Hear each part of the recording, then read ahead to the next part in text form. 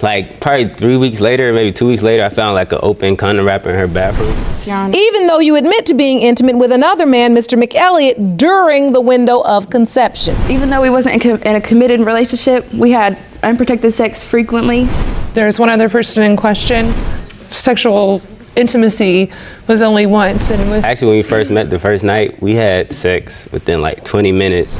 Well, she had already said that just because like, I was the only person she was having sex with. A couple years on Facebook before I even met him. And then the condom that he's talking about, it was my friend's. But did you tell him that you used that condom with your ex? So that's not true. No. One sexual encounter with Mr. McElliott. And it was only because I wanted to be in a serious relationship with Mr. Bowles. At the time that I found out that I was pregnant, I told both of them. Well, I'm glad you understand the error of your ways, because now you know. It takes a lot. The courtroom fills with a tension that feels almost alive, the kind that grows when families arrive carrying questions that have been weakening them silently for years.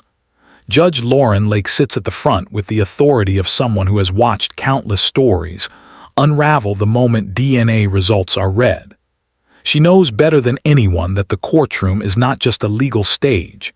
It's the emotional center of battles shaped by trust, doubt, betrayal, and hope. Today's proceedings reflect that complexity clearly, because each person seated before her carries a different fear, a different version of the truth, and a different expectation of justice. As the parties settle in, Judge Lake begins by explaining the structure of the hearing. She reminds everyone that this is not simply a matter of allegations, but a matter of evidence, a principle that lies at the heart of the relationship between law and justice. She briefly references how the adverse inference in evidence act works when one side refuses to cooperate, how the law interprets silence, hesitation, or refusal as its own form of testimony. Her voice is calm, rational, and firm, the tone of a judge who recognizes both the scientific power of a DNA test and the emotional destruction it can leave behind. On one side of the courtroom sits a young mother, accompanied by her own mother for support. Their faces show fear mixed with resolution, the kind of look shared by people who have spent months replaying every decision that brought them here. The mother holds photos of her baby, and though she tries to appear composed, it's clear the uncertainty has chipped away at her confidence. For her, this hearing is the only path toward restoring stability, identity, and acknowledgement for her child. Across from her sits a man who claims he is undoubtedly not the father. His tone is defensive, and his posture suggests a deep frustration built from months of accusations and misunderstandings. He says he has reasons for doubting paternity, past behavior, confusing timelines, and what he believes are misleading statements from the mother. Judge Lauren Lake listens without reacting emotionally. Instead, she turns each detail into a question, pulling every fragment of information into the legal light where it can be evaluated. The courtroom dynamic begins to mirror the topics so often discussed in the Divorce Course podcast and the Game-Changing Attorney podcast, where lawyers and judges talk about the emotional violence hidden inside family disputes. Judge Lake highlights the importance of bringing clarity to this case, reminding everyone that truth changes everything, even when it shakes relationships to their core. As the hearing continues, the mother explains her version of events. She acknowledges past mistakes honestly, including decisions she regrets deeply, decisions that involved multiple relationships during the conception window. Judge Lake appreciates that honesty, but emphasizes how vital it is to understand the concept of justice in jurisprudence. The court is not here to judge morality, but to establish legal and biological truth for the sake of the child. The mother's own mother speaks next, supporting her daughter emotionally, but also admitting that mistakes were made. She describes how she encouraged her daughter to show strength and come forward today because the child deserves certainty. The grandmother's reasoning echoes sentiments often heard in Celebrate Recovery testimonies, where people share how acknowledging their wrongs and facing difficult truths became the first step toward rebuilding their lives. When the alleged father speaks again, he tries to explain why he doubts the child is his. He describes moments of confusion, inconsistencies, and his own emotional distancing caused by broken trust. Judge Lake listens and reminds him that assumptions cannot replace evidence. The law demands clarity supported by verifiable facts, not suspicion. She also points out that in cases like this, the danger of relying on rumors or fears often leads to the exact kind of emotional implosion seen in DNA test cheating stories, where assumptions become heavier than truth. The discussion then shifts into a deeper reflection on what drives people to court in the first place. Judge Lake explains that many individuals arrive thinking they want closure, not realizing that closure sometimes requires confronting truths they spent years avoiding. She references how many people come into court confident, only to realize too late that people regret taking a DNA test when the result shatters the story they were hoping to preserve. The courtroom audience shifts uncomfortably at her words, not out of disagreement, but because the truth of her statement is undeniable. DNA results have the power to connect or divide, to repair or destroy, and to give children answers they deserve, even if those answers are painful for their parents. Next, Judge Lake calls forward a second man who may also be the father. His entrance changes the emotional temperature of the room. Unlike the first alleged father, he appears gentle, supportive, and surprisingly open to the idea of stepping into the child's life, regardless of the DNA outcome. His willingness to sign the birth certificate, even without the certainty of paternity, shows a depth of responsibility that Judge Lake finds rare. She acknowledges the nobility of his intentions, but also reminds him that the law demands biological clarity before legal declarations can be made. As he speaks, he mentions how he had studied the ultrasound and considered the possibility that he could be the father. Judge Lake uses this shift to emphasize how evidence, scientific or circumstantial, can influence hope, fear, and responsibility. The mother looks between the two men, visibly torn, aware that one of them holds the biological truth while the other holds emotional promise. The courtroom grows quiet, waiting for Judge Lake's guidance. She shifts the focus again, this time addressing the broader legal implications.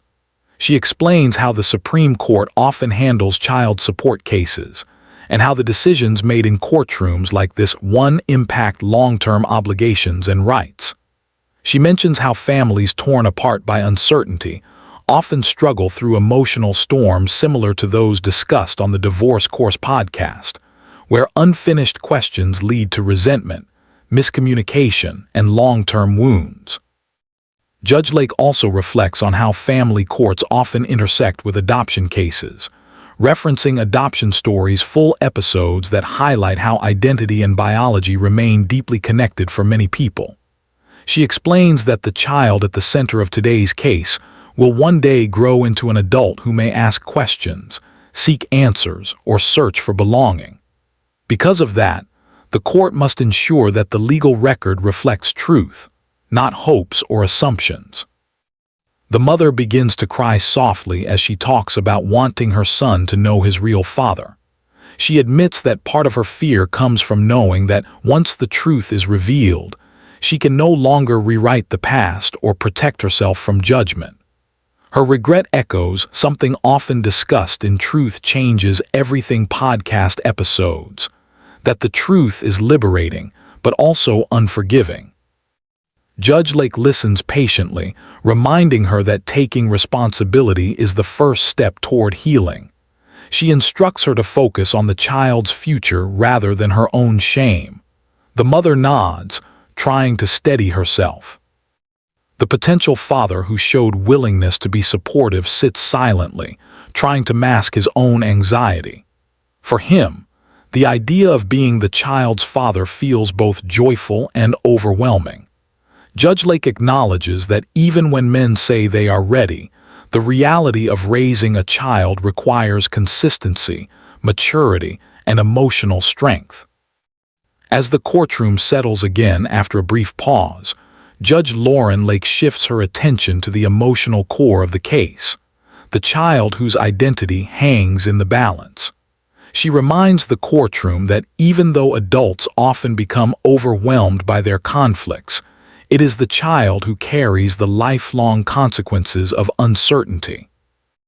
Her reminder echoes themes frequently discussed on legal podcast platforms: the delicate collision between private sorrow and public responsibility, especially when the legal system becomes an arena for personal truths. The mother continues explaining how she tried to maintain honesty throughout the conception period, but faltered at times because she was overwhelmed, emotionally dependent, and hopeful for a relationship that was unstable from the beginning. Judge Lake's face softened slightly, not in sympathy but in understanding. She has heard many stories like this, stories where emotional impulsiveness becomes entangled with biology and law, leaving families in a state of confusion. Her role, however, is not to judge their mistakes, but to ensure a fair examination of evidence rooted in the relationship between law and justice. The first alleged father reiterates his reasons for doubt. He explains how inconsistencies, suspicions, and misunderstandings left him unsure about his role.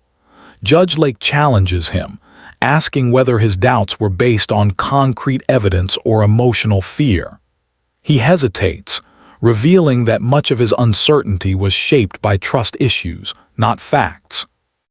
His hesitation reflects what legal scholars often emphasize when discussing the concept of justice in jurisprudence. Justice must not be shaped by personal bias, fear, or resentment. It must be anchored in truth. The mother's mother speaks again, trying to defend her daughter by highlighting the difficult circumstances that led to the confusion. She expresses frustration with the alleged father's behavior, but also admits that her daughter needed to make wiser choices. Her honesty reflects the rawness often heard in Celebrate Recovery testimonies, where people openly describe the mistakes that pulled their families into emotional turmoil. Judge Lake gently interrupts, reminding both sides that today's purpose is not to relive the pain but to resolve it. She acknowledges that their mistakes have brought them here, but emphasizes that the courtroom offers a chance to rewrite the future, even if it cannot erase the past.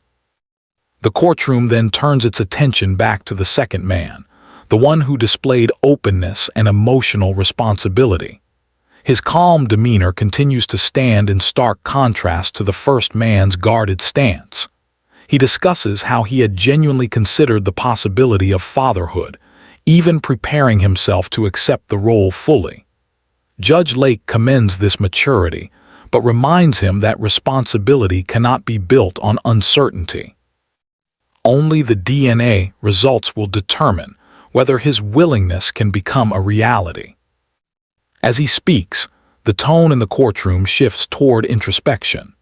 The discussion begins to mirror lessons spoken in the Game-Changing Attorney podcast, particularly about how personal responsibility intersects with legal obligation. Judge Lake uses this moment to discuss how courts must balance compassion with law, how they must protect children's rights even when adults are entangled in emotional conflict. The conversation deepens when the mother reveals another element of the story, a possible third man who may be the biological father.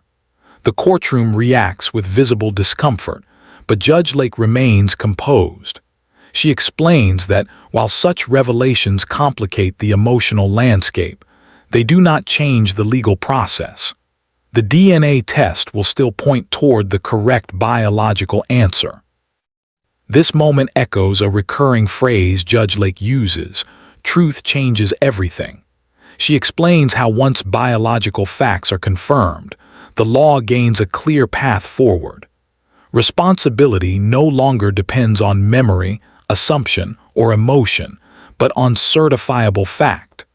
Her firm tone reinforces the role of science in resolving emotional disputes.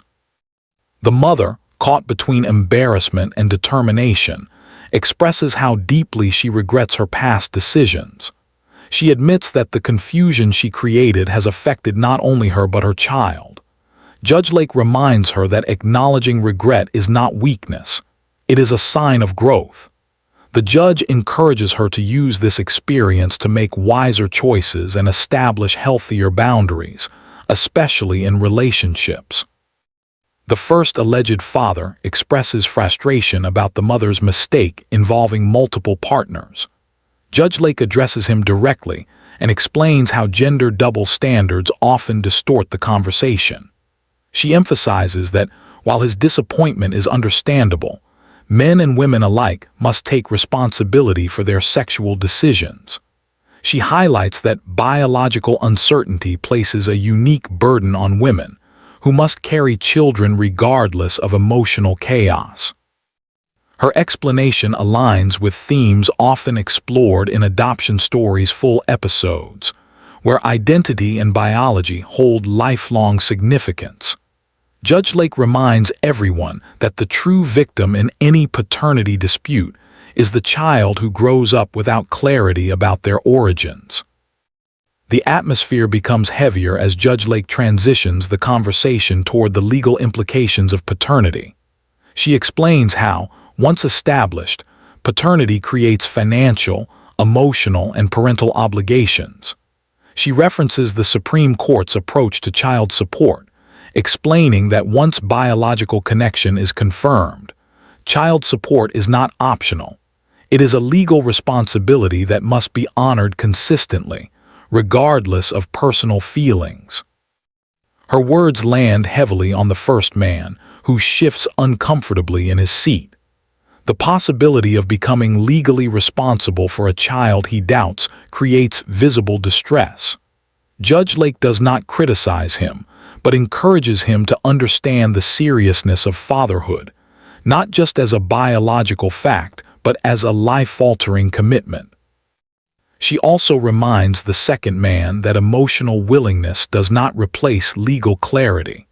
While he may feel ready to become a father figure, the law must determine whether he has the biological right to do so. His gentle nod suggests that he understands the weight of her words. As the hearing progresses, the courtroom witnesses the emotional unraveling that often comes with DNA test cheating stories. Trust fractures, old wounds reopen, and decisions made in moments of vulnerability return to shape the present. Judge Lake acknowledges these truths while emphasizing that hardships do not excuse avoidance. She warns the mother that emotional confusion cannot justify withholding information from men who have a right to know they may have fathered a child.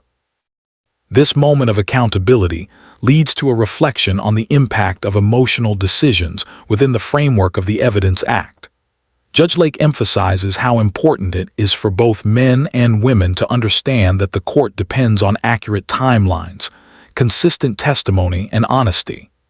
When information is withheld, twisted, or avoided, the court must draw conclusions based on what is available, a principle found at the heart of adverse inference in Evidence Act provisions. The mother, visibly shaken, apologizes to both men. Her voice cracks as she explains that she was overwhelmed and confused at the time, trying to hold on to emotional stability by making choices she now realizes were hurtful. While Judge Lake acknowledges her apology, she reminds her that the child's needs must always come first.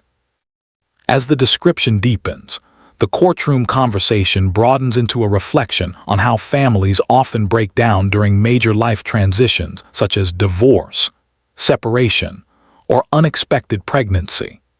Judge Lake mentions that the emotional explosion seen during these hearings resemble stories shared in the Divorce Course podcast, where people reveal how fear and insecurity drive them into decisions that later require legal intervention. She emphasizes that family court is not a place for punishment. It is a place for restoration and clarity. The goal is not to shame parents, but to establish truth so the child can grow up with a correct understanding of their identity. By this point, the pressure in the courtroom is almost palpable. Everyone knows the DNA envelope is waiting. Judge Lake explains that before opening it, she needs both men to state, openly and clearly, what they plan to do depending on the results. The first man, though hesitant, finally admits that if he is the father, he will step into his responsibility, even if the truth is painful. Judge Lake nods approvingly but warns him that commitment is not emotional. It is legal and lifelong. The second man, with a sincere tone, expresses that he will respect the results, whether or not he is the biological father. He says he will support the mother emotionally regardless, because he cares for her and the child's future. His statement softens some of the tension in the room. Judge Lake then addresses the mother directly. She asks whether she is prepared for any outcome. The mother wipes her eyes and nods. She states that all she wants is the truth, even if the truth is painful. Her answer reflects the emotional essence of what Judge Lake has been teaching throughout the hearing, that truth changes everything, but it must be faced with courage. With the legal discussions complete, Judge Lake prepares to open the DNA results. The room grows silent, and even the air feels still, as if the truth itself is waiting to be acknowledged. She rests her hand on the envelope, reminding everyone that what happens next will not only resolve confusion but reshape the future. The courtroom falls into a profound silence as Judge Lauren Lake lifts the envelope containing the DNA results. Everyone understands that this paper, just a few typed lines, will bring an end to months of doubt, emotional turmoil, and strained relationships. The mother holds her breath. The first alleged father sits frozen in place, and the second potential father quietly prepares himself for whatever truth awaits. The room becomes an emotional pressure chamber, quietly echoing the lessons often shared in the Truth Changes Everything podcast, where people face life-altering truths that redefine everything they once believed. Before opening the envelope, Judge Lake offers a final reminder of why the court exists: to deliver clarity when confusion has become unbearable, and to restore justice where emotional conflicts have grown too complicated for families to handle alone. She reinforces the relationship between law and justice, explaining that justice is not merely about punishing mistakes, but about establishing truth, responsibility, and a stable foundation for a child's life. She speaks clearly and calmly, stating that many people come into court expecting validation rather than truth, but the court's duty is to provide the truth, not comfort. Her words reflect principles echoed in the concept of justice in jurisprudence, where justice is understood as something larger than personal desire. It requires fairness, honesty, and accountability, even when emotions run high.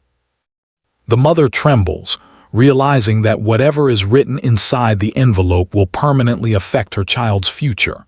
She silently revisits every moment leading up to this day, every doubt, every mistake, every attempt to correct her errors.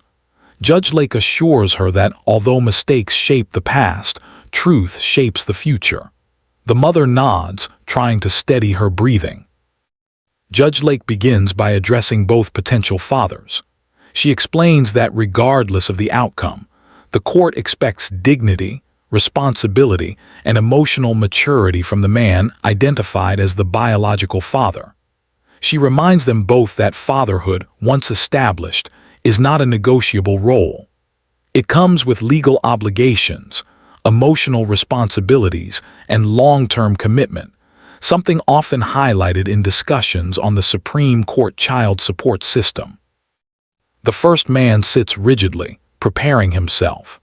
His skepticism, built from uncertainty and fear, now collides with the possibility that he may have been wrong. Judge Lake doesn't chastise him.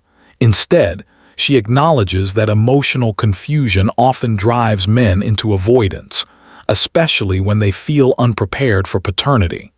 Yet she emphasizes again that personal fear cannot override legal truth. The second man remains composed, though quietly tense. He has shown emotional willingness and compassion, traits rarely seen in complicated paternity disputes. Judge Lake reminds him that love, while admirable, cannot rewrite biology. If he is not the father, the law cannot assign him that title, even if he is prepared emotionally. Yet she praises his maturity and encourages him to continue supporting the child emotionally if it remains appropriate and agreed upon by all parties. With these reminders given, Judge Lake opens the envelope at last. A collective breath seems to fill the courtroom as she reads the document silently before speaking. The atmosphere feels like the final chapter of the emotional journeys often recounted in adoption stories' full episodes, where answers bring resolution, even if they also bring heartbreak. Judge Lake's voice is steady and firm as she reads the results aloud. Each word she speaks becomes a turning point, a moment that will echo throughout the rest of their lives. The truth is definitive, scientific, and final. For one man, the truth brings relief. For the other, it brings a wave of emotion that he can hardly contain. The mother breaks down, overwhelmed by the emotional force of finally knowing the truth. Her tears reflect equal parts sadness and relief. Months of uncertainty dissolve in seconds, replaced with the clarity she longed for. Judge Lake gives